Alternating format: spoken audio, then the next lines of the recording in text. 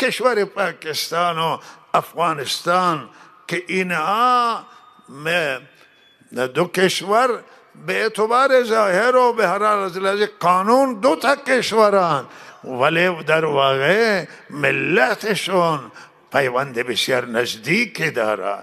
این کشورهای همسایه اکثرا همینطورن، ولی پاکستان و افغانستان پیوند بسیار عمیق دارن. همه قومهایی که در افغانستان هستن یک نصفشون یک قسمتشون در پاکستان هممون تشکیل میدن. حتی مدیران کشور پاکستان و افغانستان چه بسا که با هم در قسمت های بالا با و اجداد برای پیوند دارن، پیوند تاریخی و پیوندهای دینی و فرهنگی اعتقادی و پیوندهای خویشاوندی و قرابتی و منافع مشترک و منافع اقتصادی دارن.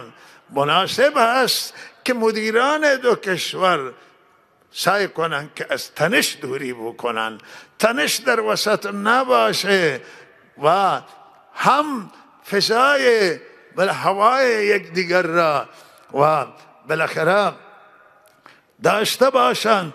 هیچ کسی کشور دیگری را بالاخره حریم هواییش را و حریم زمینی و مرزی را نشکنه و لحاظ حرمتها مراعات بشوند.